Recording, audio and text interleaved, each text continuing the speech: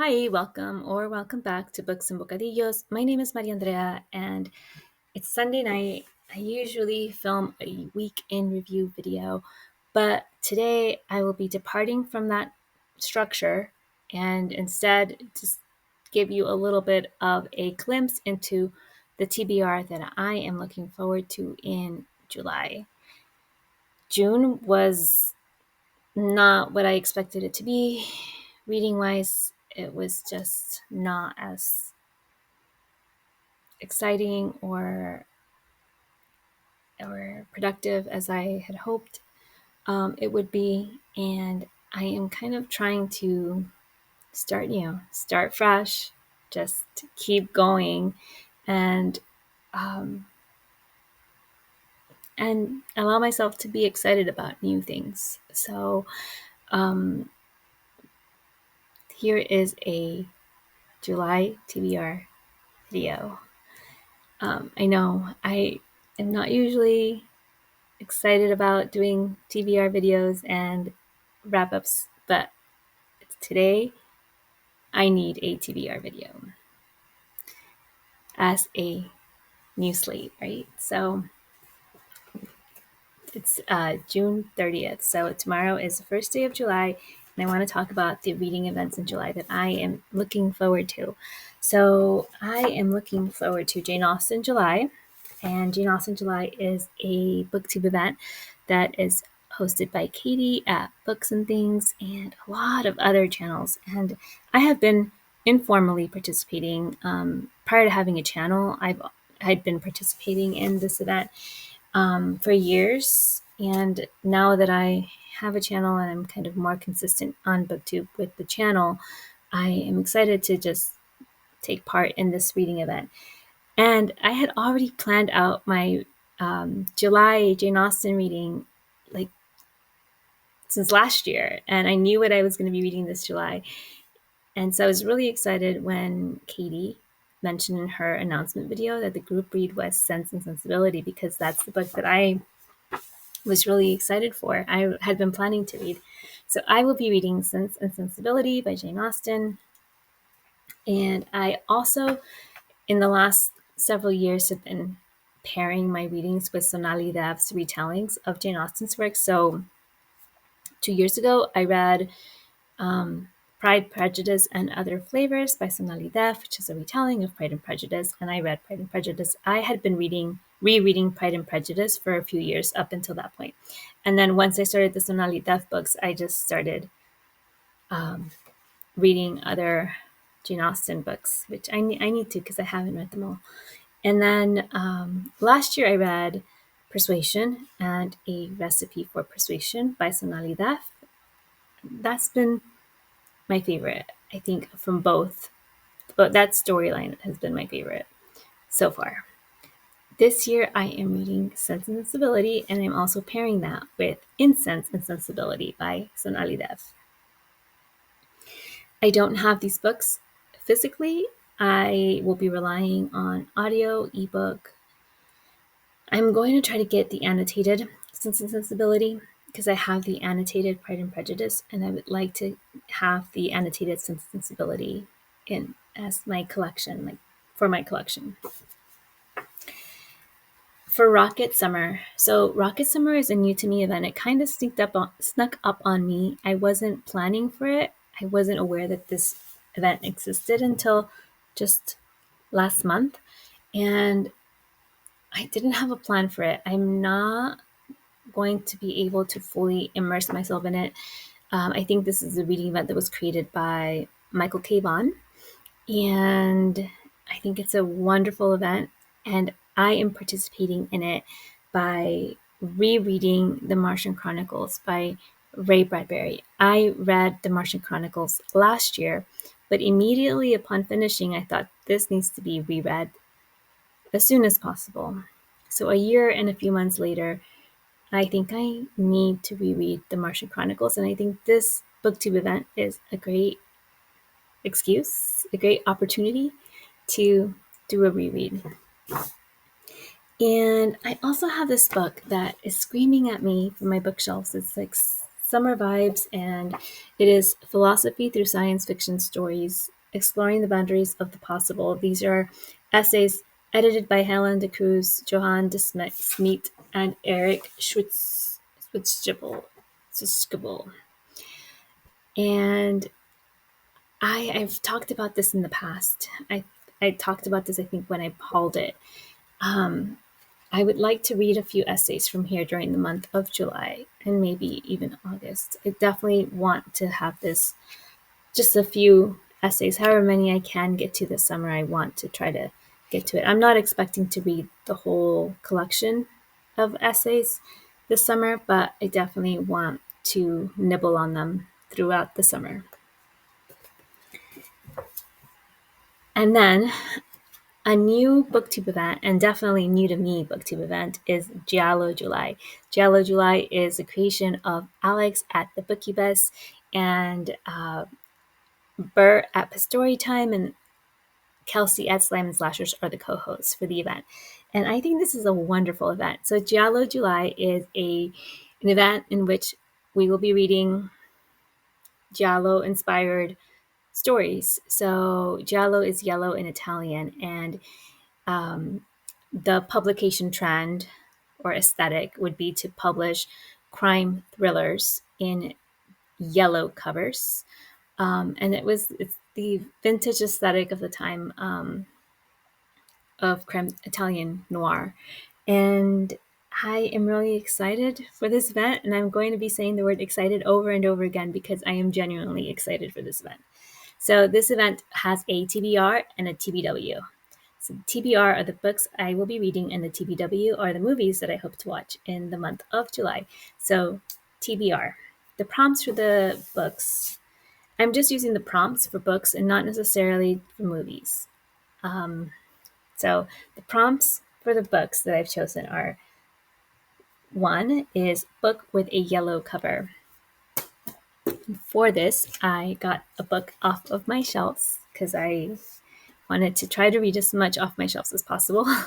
And it is Goodbye Earl, a revenge novel by Lisa Cross Smith. I love Lisa Cross Smith. Lisa Cross Smith, for me, is an autobi author. I love her. And I'm really excited about this. I got this last year, and I hauled it, I think, last year in a video as well. I actually bought the new release hardcover when it came out last year because I love this jacket cover.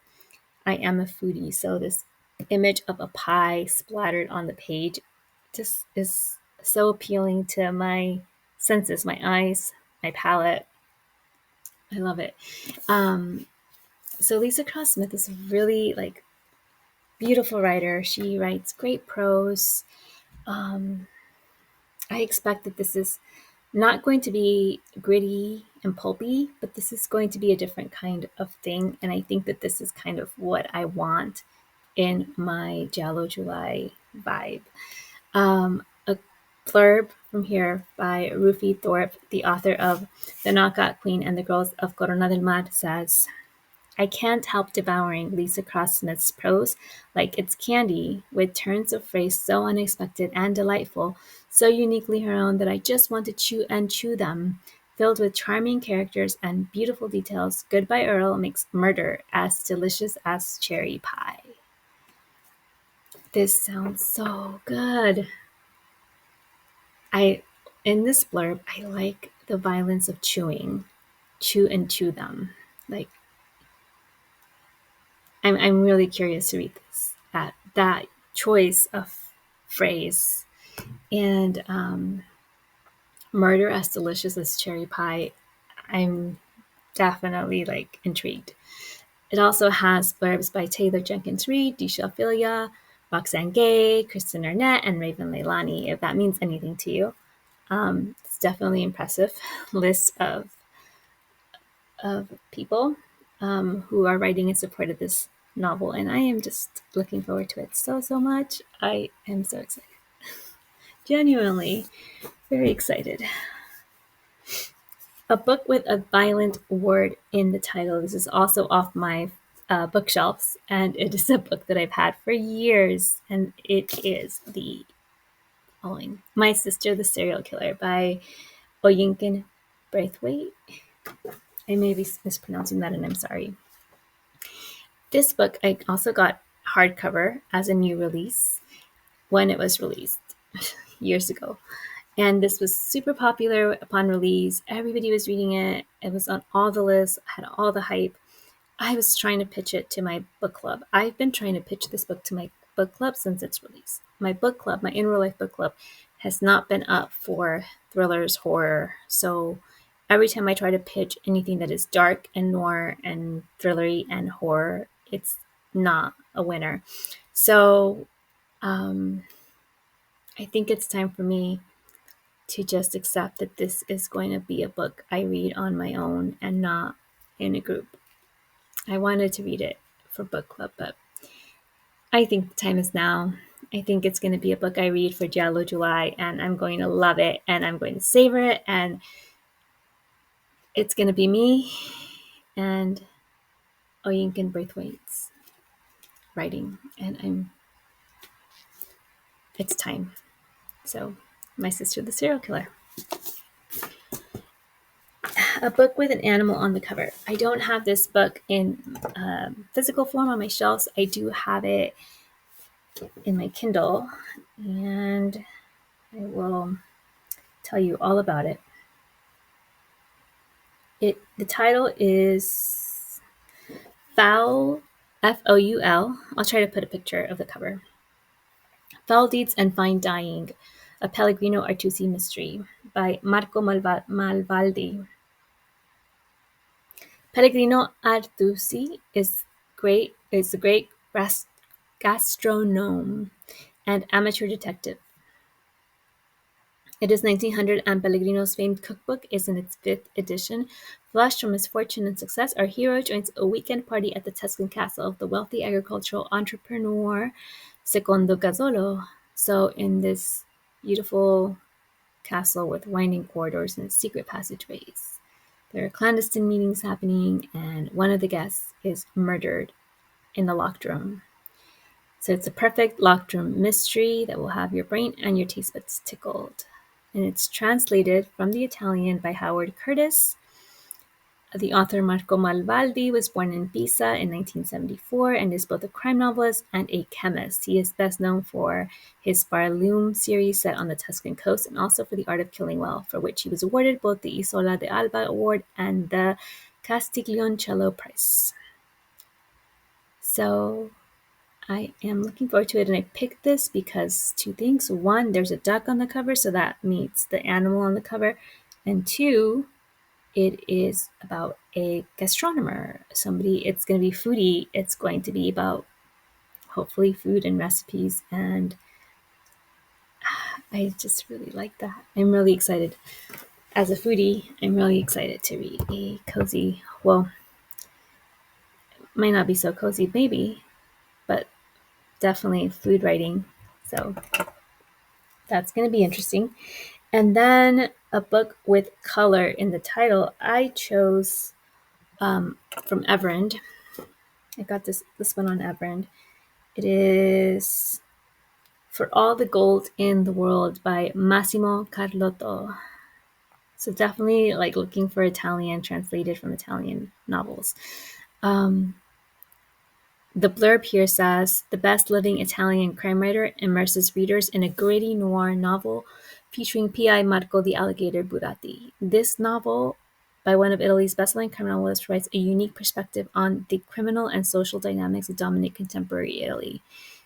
And I want to just say, like, stop there. I'm already intrigued. There's police and there's gangs, and this feels like a political thriller. I love political horror. I love political historical horror. I love the intersection of politics and horror and thrills and crime. So this is going to be really, really up my alley. I'll try to post a picture of the cover because I also really, really love the cover. So that's the color. The color in the title is gold. And before I forget. So this is part of my haul. I haven't done my haul video, but a book I hauled for Giallo July is this one, Giallo Fantastique, Tales of Crime and Terror, edited by Ross E. Lockhart. So this is kind of the vibe of a Giallo. And on the back it says it's an anthology of original strange stories at the intersection of crime, terror, and supernatural fiction, inspired by and drawing from the highly stylized cinematic thrillers of Argento, Bava, and Fulci, American noir and crime fiction, and the grim fantasies of Edgar Allan Poe, Guy de Maupassant, and Jean Rey. Giallo Fantastique seeks to unnerve readers through virtuoso storytelling and startling, colorful imagery. So this is a collection of short stories. I figure if I need to slow down, I might be able to draw on some of these stories for fill-ins. So yeah, this is Giallo Fantastique. I love the intersection of weird and thriller and horror. So I think this is going to be really, really good. Okay, so now movies. I have selected the following movies. I did a search on Letterboxd, and these movies just drew me in. I searched for Giallo thrillers on Letterboxd, and so from different lists that I perused, these are the ones I selected. I selected for 1. Killer Nun, directed by Giulio Beruti, released in 1979, and the subheading for the subtitle is "In the Secret Files of the Vatican." Now, the keywords that just drew me right in are a demented nun. That's it. That's all I need to know. A demented nun. I love a story with a nun, whether it be a warm, fuzzy feeling with call the midwife, like a midwifery story of a nun, or a horror thriller novel about a demented nun. Yes, I love all things about nuns, convents. Yeah, I'm just so into a nun in a story. So yes, Killer Nun. So excited. Okay, the next one. Suspiria, directed by Dario Argento, released in 1977. And the key phrase here is ballet dancer. Yes, I love movies about ballet. I love ballets. I love a ballet dancer. So yeah, a thriller about a ballet dancer. I'm picturing Swan Lake. Yeah, not Swan Lake, Black Swan. I'm picturing Black Swan. Yeah, I'm really looking forward to this one too. The next one, Deep Red, directed by Dario Argento, and this one was released in 1975. And the keywords here were musician, because I love books and movies about music. I love music. I love opera. I love symphony. I love musicians. So anything where there's any story where there's a musician or a piece of music or an opera at the center of the story is something I'm going to be interested in. And there's also a famous psychic that is murdered. It's not a spoiler, it's just part of the premise. So a musician investigates the death of a famous psychic. So that sounds pretty interesting to me. The next one is Phenomena, directed by Dario Argento. And this one was released in 1985. And this is fascinating. So the premise here, or the keywords here, was 1. Young girl communicates with insects. Okay, so one thing about me is I think bugs are the most fascinating things. Bugs and sea creatures are the most fascinating things on the planet. So I cannot stop staring at a bug. Like, for the life of me, the other day I went to a gas station. There was a bug, huge, like praying mantis on the pump. And I was like, just could not stop staring. I had took pictures of it. I was just like so into the bug. I love stories. I love, like, bugs are super interesting. So, about a story about a young girl who communicates with insects. And the second part of this is like, could it get any better? A Swiss boarding school. Young girl communicates with insects, gets sent to a Swiss boarding school. Like, I can hear the creepy music already. I'm so into it. So those are the 4 films that I will be looking forward to watching in the month of July. And that is it. I will not bore you with any more overuse of the word excited. I am genuinely so excited. Next weekend, I will try to get back to posting my usual weekend review in which I talk about the books I am reading, I DNF'd, I finished. So, and I'll catch up on all the usual things I like to chat about on my channel. So that's all for now. Thank you so much for watching. Thank you for your support. Like, subscribe, leave a comment. I love it all. Hasta la próxima.